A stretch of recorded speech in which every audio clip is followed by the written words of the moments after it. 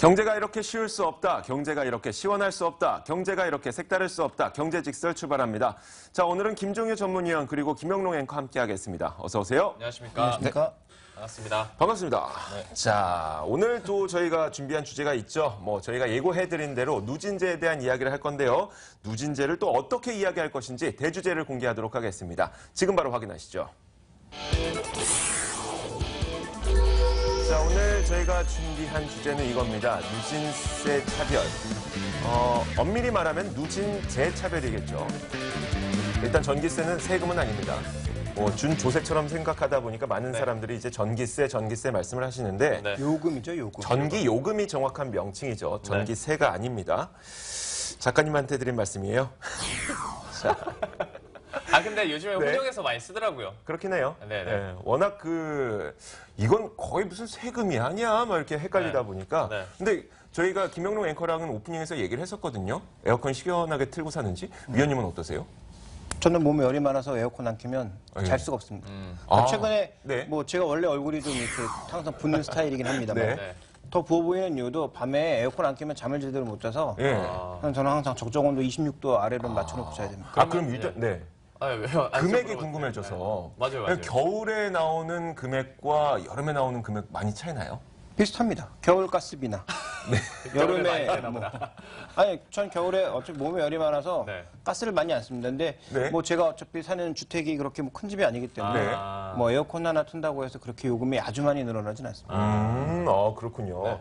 일단 그런데 김종일 전문위원은 국민들의 마음을 대변해주진 못하는 것 같아요. 그렇죠? 네. 왜요? 아무래도 에어컨을 켜게 됐을 때 굉장히 많은 요금이 나오기 때문에 누진제에 대해서 이렇게 불만이 있는데 그렇게 큰 차이가 없다고 한다면 아니요. 그런데 제가 봤을 때 위원님은 모든 네. 것에 비판과 부정적인 요인들을 찾아내시는 분이기 때문에 여기에 대해서도 굉장히 불만을 많이 갖고 계시리라 생각을 합니다. 네, 알겠습니다. 네. 반대고요. 진짜요? 그래요? 저는 여기에 그 누진제 자체에 대해서는 반대지만 네. 누진제를 우리가 문제 삼아야 될 것은 아니라고 보고 있고 우리가 주로 봐야 될 포인트는 거기에 있지 않다라고 보고 있습니다. 논의의 초점이 벗어났다.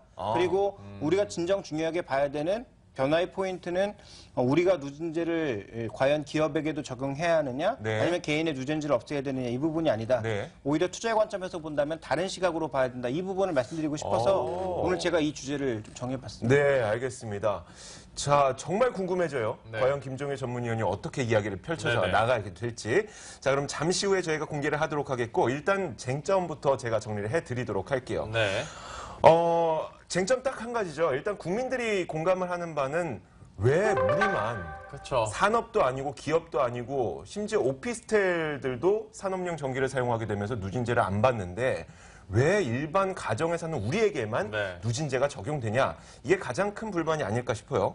그래서 우리나라 국민들이 정말 전기를 막 쓰는지 한번 살펴보자면 네. 일단 그 얘기를 하기 전에 이거 먼저 얘기를 해볼게요.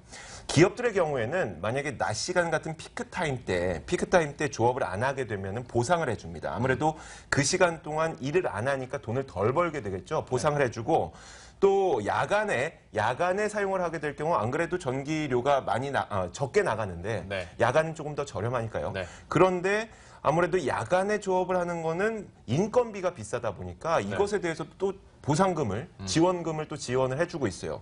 근데 우리 주택은 어떻죠? 낮에 피크타임 때 사용하면 피크타임 때 썼구나. 누진제 적용할게. 야간에 사용하면 야간에 썼구나. 누진제 적용할게. 네. 이렇게 돼버리는 거예요. 네네. 이런 게 좀 불만이라는 얘기인데. 그러니까 그게 이제 그 아시아의 힘이라고 하는 책을 읽어보면 네. 한국 경제가 어떻게 성장했는지에 대해서 외국인 시각에서 객관적으로 나오거든요. 네. 근데 거기서 이제 한국의 성장의 가장 중요한 원인을 뭐로 봤냐면 박정희 대통령 때 네. 산업을 살려주기 위한 여러 가지 정책들을 다 썼단 말이죠. 네. 그러니까 국민은 쥐어짜 쓰는 대로 쥐어짜고 산업의 모든 걸 지원해서 산업이 많은 돈을 벌어서 일단 성장 파이를 키워서 그것을 사람들이 나누는 그렇죠. 형태로 갔던 것이죠. 그래서 그런 부분에 잔재가 아직도 남아있는 거죠. 네. 그러니까 산업에 대해서는 되도록이면 완화해주고 그래서 지금 법인세도 엄청나게 논란이 되고 있지 않습니까? 네. 법인세 조금만 올려도 기업들에게 부담이 많이 들어가고 기업들이 해외로 떠나갈 것이기 때문에 지금 현재 구간에서 법인세 올릴 수 없다라는 게 정부 여당의 입장이죠. 네. 어쨌든 이런 형태의 그 흐름을 지금까지 취해왔던 것이 아직도 남아 있는 거죠. 다만 우리나라 국민들이 그동안 애국하는 마음으로 네. 국가의 발전을 위하는 마음으로 이런 것들을 내다가 네. 점점 먹고 살기 어려워졌거든요. 그동안은 성장하는 게 눈에 보이니까 내가 돈을 버는 게 눈에 보이고 집이 생기는 게 눈에 보이니까 그런 여러 가지 정부의 억압들을 참고 견뎠는데 네. 성장이 안 되고 네. 취업도 안 되고 이러다 보니까 정부의 아주 조그만 그런 이 잘못들도 이제는 다 눈에 들어오는 것입니다. 그래서 네. 하나하나 전부 다 지적하고 싶은 거죠. 네. 그런데 그 지적하고 싶은 마음이 그냥 불평불만, 막연한 불평불만에서 나오는 것 같지는 않아요. 주택용 전기가 혹시 저압용 전기랑 고압용 전기로 나뉘어져 있는 거 혹시 아셨어요? 그게 원래 당연히 송배전 시스템에 따라서 달라질 수밖에 없죠. 달라질 수 있죠. 그런데 저압용 전기는 일반 주택과 혹은 빌라 아니면 오래된 아파트에서 저압용 전기를 사용하고 있어요. 네. 저도 지금 빌라에 살고 있기 때문에 저압용 전기를 내고 있고 네. 새롭게 짓는 아파트들은 보통 고압용 전기를 내고 있거든요. 네. 근데 저압용이 더 비쌀까요? 고압용이 더 비쌀까요? 당연히 저압용이 비싸죠. 저압용이 더 비싸죠. 그렇죠. 근데 우리가 좀 어떤 분배의 개념에서 생각을 해보자면 왜 그런지는 설명을 해줘야 될 것 같은데 얼굴이 아니, 굉장히 저는 궁금해하는 얼굴인데 왜 갑자기 그 말을 꺼내나라는 게 전 궁금해가지고요. 그러니까 이게 정말 합리적인가라는 생각이 드는 거죠. 전기 요금을 사실 모든 사람들에게 공정하게 받으면 굉장히 좋을 것 같아요. 공정이라는 건 같은 금액을 말하는 건데 네, 네, 네. 사실 그게 전기라는 것은 사용하지 않을 수가 없기 때문에 어찌됐건 전기 요금이 일정 부분 이렇게 분배 역할을 해야 된다고 생각을 하는 거거든요. 그러면 저압용 전기는 빌라와 주택 그리고 오래된 아파트라 그랬습니다. 새 네, 아파트가 네. 고압용 전기라 그랬어요. 네. 그럼 어느 분들이 더 잘 살까요? 사실 새로운 아파트에 사시는 분들이 더 잘 산단 말이에요. 그런데 그분들에게 전기요금이 더 저렴하게 들어가고 있다는 거죠. 네네네. 이게 조금은 합리적이지 않은 부분도 있지 않을까라는 생각이 드는 겁니다. 그래도 합리적이진 않은데 네. 만든 사람 입장에서는 당연히 그렇게 할 수밖에 없는 거죠. 그러니까 고압용 전기가 왜 쌀까요? 고압용 전기 자체는 송배전에 들어가는 비용이 적거든요. 당연히 그러니까 그쪽이 이 비용이 싸게 드는 네. 거죠. 그래서 저압용 전기고 그쪽에 사시는 분들의 생활 수준이 소득 수준이 상대적으로 떨어지기 때문에 여기는 요금을 낮춰줘야 되고 여기는 요금 올려야 된다라는 그런 논리는 우리가 흔히 얘기하는 비용 편익 그 관계에서만 놓고 보게 되면 네. 그것도 말이 안 될 수도 있거든요. 네. 그러니까 굉장히 여러 가지 문제들이 여기 복잡하다는 게 좀 얽혀 있다라고 봐야 될 것 같습니다. 저는 근데 계속 네. 궁금한 게 그러니까 이게 쟁점인 거예요? 이게 쟁점은 아니잖아요. 그렇죠. 그러니까 네. 그 누진제에 대해서 국민들이 갖고 있는 어떤 뭐라고 그럴까요? 그러니까 불만이 불만. 한마디 불평등이라는 거죠. 네, 그러니까 나도 불평등하고 너도 불평등하고 이것도 불평등하고 저것도 불평등. 그러니까 모두가 불만을 가질 수밖에 없는 거죠. 네. 자, 이 불평등이 어쩔 수 없이 나타나는 거라면 감수는 하겠는데 이 불평등이 사실 어쩔 수 없는 것 같잖아요. 제가 한 가지만 더 말씀을 드려볼게요. 네. 누진제가 적용되기까지는 100kW면 누진제가 그때부터 적용이 됩니다. 네. 어떻게 하면 누진제 적용을 안 받을까요? 아껴 써야죠. 아껴 쓰는 정도가 아니에요. 집이 텅텅 비어 있어야 됩니다. 아하. 예를 들어서 그 900리터짜리 냉장고 하나만 돌리더라도 네. 한 달에 43에서 70 정도가 들어가요. 그리고 만약에 밥솥 하나만 운영을 하더라도 네. 100이 넘게 들어갑니다. 그러면 100kW 정도까지만 누진제가 적용을 안 받는 건데 기본적으로 냉장고와 밥솥만 돌려도 누진제는 적용받는 거예요. 네. 그러니까 이게 저는 좀 불합리하지 않을까. 이게 정말 누진제의 역할을 하고 있는 것인가 이런 생각이 드는 거죠. 그러니까 저거를 다 받으면 괜찮은데 네. 말씀해 주셨다시피 일반 가정에 적용을 하고 있으니까 네. 문제인 거죠. 일반 가정도 또 오피스텔에 사시는 분들과 그렇지 않은 분들 맞아요. 뭐 이런 식의 어떤 차별이 존재하니까 그런 차별을 적절하게 설명해 줄 수 있는 뭐 지표라든지 정부의 설명이라든지 이런 게 있어야 되는데 이런 게 뭐 기사를 통해서든 어디를 통해서든 알려지게 되면 당연히 그렇게 생각할 수밖에 없잖아요. 네. 아 불평등하구나. 그렇죠. 왜 나만 많이 내고 있지라는 네. 생각을 당연히 가질 수밖에 없는 거죠. 네. 그 부분이 바로 쟁점인 거고 그래서 네. 거기에 대한 지금 소송도 진행 중인 거고 여러 가지가 진행되고 있는데요. 김영로 앵커께서 그 선진국 사례를 좀 준비하셨다면서요? 그러니까 이제 불평등에 대해서 네. 불만이 많은 상황에서 우리가 소위 이제 어디랑 막 비교를 하면 네. 내가 비교 우위가 아니라 하위로 내려갈 네. 때는 막 더 열받잖아요. 그렇죠. 해외 사례를 제가 찾다 보니까 그럴 수밖에 없겠구나. 그리고 요즘에 언론에서 많이 예시를 들고 있는 걸 보자면 참 좀 열받을 수도 있겠구나 네. 싶었던 게요. 누진제 그러니까 최저와 최고의 요금 비율을 했을 때요. 네. 미국이 한 1.6배 정도가 되고요. 다른 나라 같은 경우에도 제가 뭐 그림을 준비하긴 했습니다만은 보통 한 1.0배 없는 나라도 있고 네.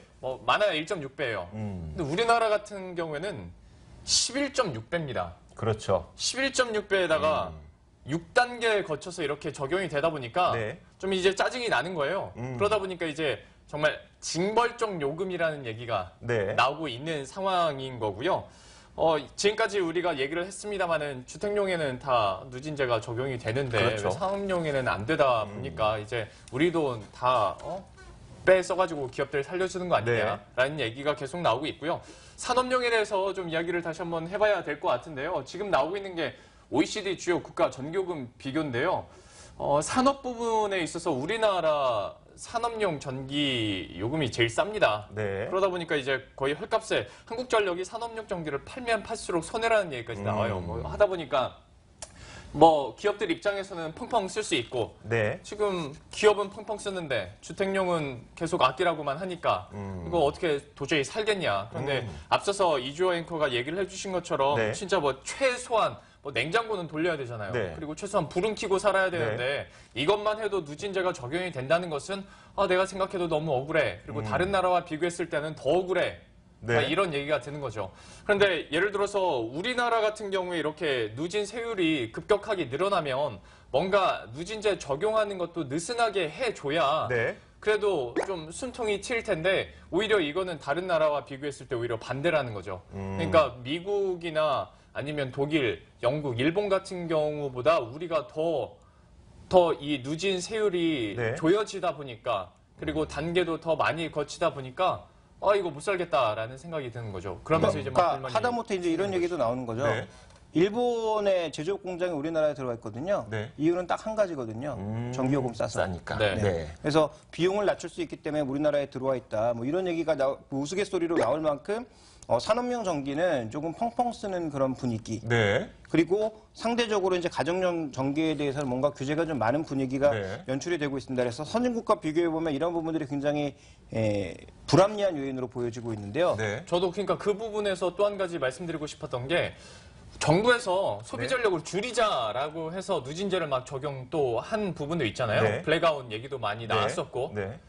그런데 우리나라에서 전기 소비량을 대부분 차지하는 것이 주택용이 아니라 산업용이에요. 그럼 지금 산업용을 줄여야 뭔가 효과가 있는 거지. 주택용 줄여서 뭐 하겠냐라는 얘기가 나오는 건데요. 네. 이것만 해도 한미일 제가 비교를 해드릴게요. 네.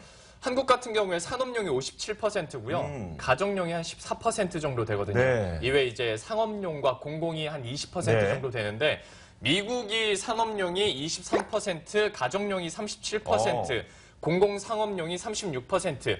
비슷하죠? 네. 그리고 일본 같은 경우에는 산업용이 30%, 가정용이 31%, 공공 상업용이 36%. 여기는 세 부분이 다 비슷합니다. 네. 그러니까 만약에 미국이나 일본이었으면 네. 주택용의 누진제를 더 과감하게 때려서 네.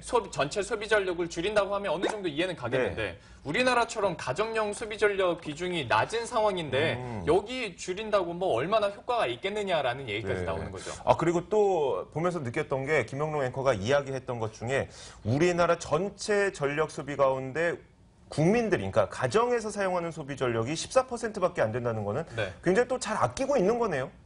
뭐 사용도 많이 안 그렇다고 하고 봐야 있고. 될까요? 그거까지는 제가 이렇게 판단하기 네. 그러는데 그러니까 사실 저 이거 올림한 거예요. 14%도 안 됩니다. 13.7인가 그래요. 네. 그러니까 이것도 참 보면 앞뒤가 안 맞는다는 거죠. 이 제도에 대해서. 그리고 정부에서 목표하는 바에 대해서. 일단 저희가 불만은 사실 계속 얘기를 해봤는데 김종일 위원은 이것을 산업에 적용했을 때 그리고 투자에 적용했을 때 좀 다른 시각을 갖고 있다고 말씀하셨거든요. 네. 어떤 건지 좀 말씀해 주세요. 그러니까 여기서 이제 촉발되는 논의의 초점이 전부 불평등에서 네. 시작하거든요. 네. 그래서 요금 체계를 바꿔야 된다. 우리는 어떻게 봐야 되느냐. 뭐 이제 이런 부분들의 얘기가 많이 되는데요. 네. 지금 또 하나 이제 논의되고 있는 게 정부에서 결국 이 전력 판매, 소매 판매에 대해서 자유화하겠다라고 얘기를 하고 네. 있거든요. 그러니까 제가 보기에는 여기서 이제 노진세 이런 거는 각 개인에 해당하는 문제니까 뭐 각 개인이 따로 자신의 의견을 가지고 의견을 개진하면 되겠지만 산업과 투자 측면에서 봤을 때는 이거 굉장히 중요한 얘기거든요. 네. 그동안 독점 판매를 했던 한국의 그 전력 판매를 일반 사람들에게 열어주겠다, 일반 사업자에게 열어주겠다라고 하는 것은 일본의 사례만 놓고 본다고 하더라도 네. 분명히 이 에너지 시장이 굉장히 큰 변화입니다. 그래서 준비된 그림을 하나 보시면 일본의 지역별 신전력 사업자들의 계약 동향을 보실 필요가 있겠는데요. 네.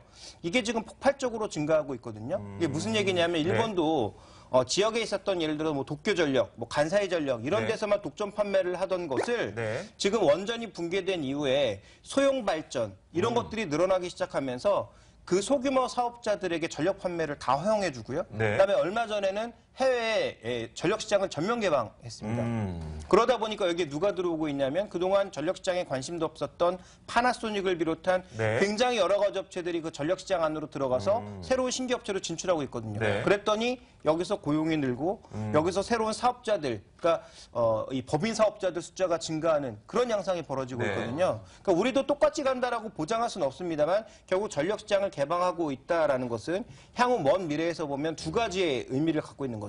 첫 번째는 스마트 그리드 같은 것들을 네. 통해서 전력 시장이 좀 더 효율적이고 그리고 뭐라고 해야 될까요? 좀 클린화될 수 있다고 해야 네. 될까요? 그런 부분이 일단 첫 번째 그림이라고 봐야 될 것 같고요. 네. 두 번째로는 소매 시장이 개방됨으로써 우리가 기본적으로 생각하는 건 이게 굉장히 사람들이 이제 비싸지겠구나라는 생각만 네. 하지만 비싸지는 부분도 분명히 있는데 경쟁을 통해서 효율적으로 바뀌는 부분도 분명히 있다라는 거죠. 그리고 우리나라 시장 내에서도 각각의 전기를 아끼기 위한 노력들, 또 ESS 시장의 활성화 이런 것들을 통해서 새로운 기회도 굉장히 많이 터진다라는 거예요. 그러니까 여기서 얻을 수 있는 투자 아이디어도 만약에 전력 시장의 이런 독점 공급망, 그다음에 독점 판매망이 붕괴되게 되면 여기서 신규 사업 기회를 찾을 수 있는 분들이 굉장히 많다라는 점과 우리나라 시장에서 그동안 정체되어 왔던 스마트 그리드, ESS 산업들, 2차 전지와 관련된 여러 가지 부분들, 그다음에 소규모 풍력 시장, 소규모 태양광 시장 이런 것들이 대규모로 다 열릴 수 있단 말이에요. 네. 그럼 국내에서 분명히 또 살 수 있는 부분도 있거든요. 네. 그래서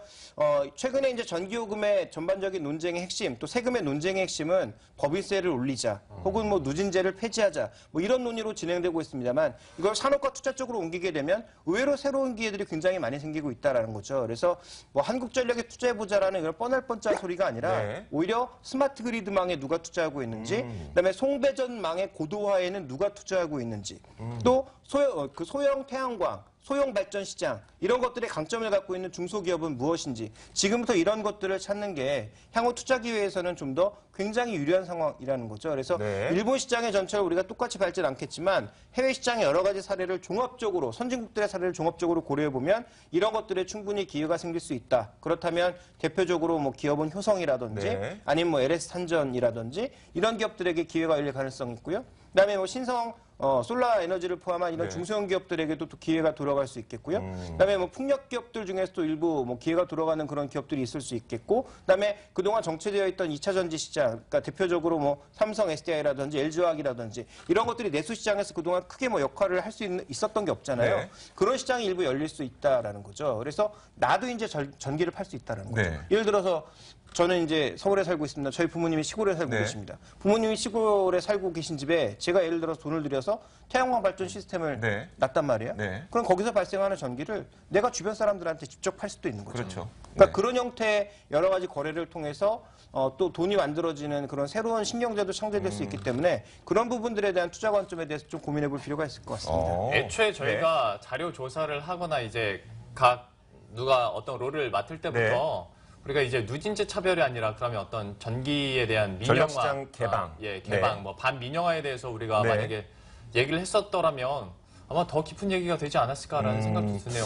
저 거기서 좀 추가적으로 여쭤보고 싶은 게 있는 게 일단 한국전력에서 공개한입니다. 전제는 공개한 그 원가 회수율 있잖아요. 그러니까 얼마에 만들어서 우리는 얼마에 팔고 있다. 사실 그거 보면 다 손해거든요. 예를 들어서 농업용 같은 경우에는 130원인가에 만들어서 40원 정도에 팔고 있고. 농업은 정부가 적극적으로 지원해 주고 그렇죠, 있죠. 그렇죠. 농업 살려야죠.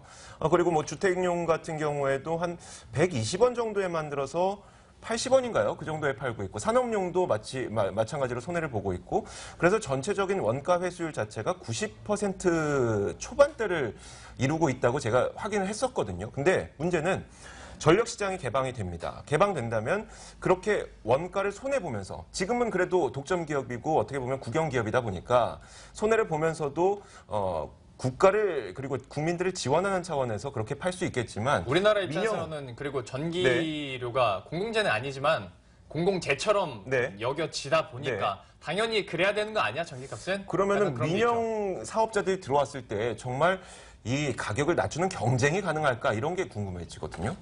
사업자가 많아지면 많아질수록 네. 가능하죠. 그래서 이게 한 두 업체, 세 업체가 과점하게 되면 당연히 그들의 카르텔이 형성되면서 가격만 계속 올릴 수가 있겠죠. 일본이 그래서 그런 비슷한 사례죠.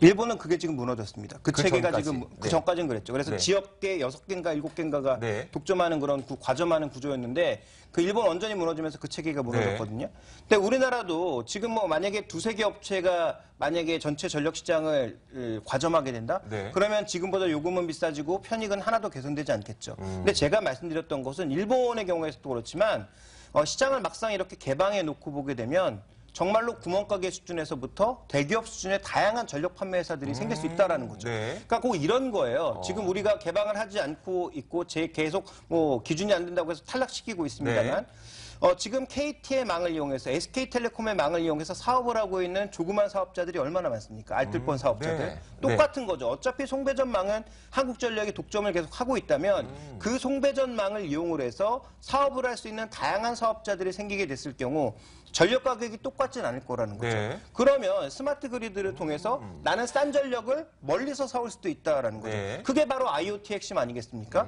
그래서 나는 지금 여기에다 전력을 꽂아서 쓰지만 너희의 가격이 비싸니 저기에서 전력을 사는 것처럼 할 테니 전력은 너희가 서로 둘이 퉁을 쳐라. 네. 뭐 이런 식의 거래도 가능하다라는 거죠. 그래서 이런 형태의 그 흐름이 가능할 것이기 때문에 우리가 너무 단순하게 생각하면 안 됩니다. 네. 그래서 지금 우리가 흔히 얘기하는 공격을 하는, 그러니까 지금 정부의 네. 정책을 공격을 하는 그런 사람들의 입장에서 놓고 보게 되면 정부가 뭐 독점하고 있고 정부 뭐 비싸고 이런 식의 생각만 하게 되는데 네. 그런 식으로 부정적인 생각만 하게 되면 앞으로 발전은 아무것도 없는 거죠. 그래서 이게 전력 가격이 올라가니까 무조건 부정적이고 앞으로 시장도 막아야 되고 이렇게 생각하기보단 좀 더 사업의 기회를 다양하게 열어두고 그 안에서 나타나는 여러 가지 폐해들을 좀 더 이렇게 그 클리너하는 방향으로 가야지 지금 이것 때문에 아무것도 하지 못하고 지금처럼만 해야 된다라는 것은 우리 시장의 여러 가지 기회를 모두 막는 게 아닌가 생각하고 있습니다. 자, 그러면은 김종혜 전문위원이 그 앞서서 몇몇의 기업을 손꼽아 주시긴 하셨어요. 근데 그 기업들을 왜 손꼽아 주셨는지 그 기업들이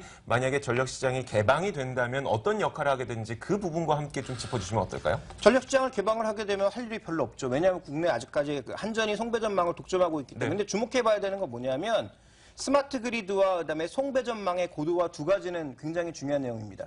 송배전망만 고도화된다고 하더라도 전체적으로 비용을 다운시킬 수 있거든요. 네. 그러니까 송배전망의 고도화라는 것은 아까 말씀해 주셨던 전체 고압화거든요. 네. 근데 전체 고압화의 핵심은 그 핵심 부품이 있습니다. 제가 정확한 지금 부품명이 기억이 안 나는데 네. 그걸 이제 전 세계에서 한 두세 개의 회사가 독점하고 있던 것을 그 기술을 한전을 통해서 LS탄전이 가져왔거든요. 네. 그래서 이제 그 시장에 참여하게 되면 그 시장에서 올릴 수 있는 매출이 정확하게 얼마인지는 아직까지 계산이 되지 않고 있습니다만 그 시장 자체가 워낙 큰 시장이기 때문에 네. 그런 부분에 대한 기여도가 충분히 있고요. 그다음에 이 스마트 그리드라고 하는 아까 말씀드렸지만 IoT를 통해서 굉장히 여러 가지를 낳을 수 있는 부가가치망, 사슬이거든요. 그래서 이 IoT와 관련돼 있는 이 송배전망의 고도화 자체는 결국은 추가적인 부가가치를 많이 나올 수 있는 산업이기 때문에 거기에 투자하고 있는 대부분의 업체들, 뭐 중소형 업체까지 치면 뭐 누리텔레콤을 포함해서 엄청나게 많죠. 네. 근데 그런 회사들은 이제 개인적으로 좀 더 알아보실 필요가 있을 것 같고요. 제가 이제 말씀드리는 큰 기업은 뭐 효성이라든지 LS탄전이라든지 이런 기업들의 전반적인 송배전망 이런 것들에 관심을 좀 가지실 필요가 있겠다라고 판단하고 있고 네. 뭐 그와 관련돼 있는 기업들에 대해서는 앞으로도 꾸준하게 좀 업데이트를 해야 되지 않나라고 보고 있습니다. 네. 일단 그 전력 산업이라는 것이 국가 기관 산업으로 이제 출발을 하게 될 수밖에 없는 거는 인프라를 설치하는데 비용이 굉장히 크게 든다는 거 아니에요? 근데 그렇죠. 이 고압화라는 거는 그러면 인프라를 따로 관리할 필요는 없고 어떤 부품으로 아니죠. 할수 있는- 선도 이제 전반적으로 계속 네. 바꿔나가야죠. 고압선으로 바꿔나가야 되고 그 안에 들어가는 뭐 이 송전기라든지 그다음에 그 배전판이라든지 이런 네. 것들도 전반적으로 계속 바꿔나가야죠.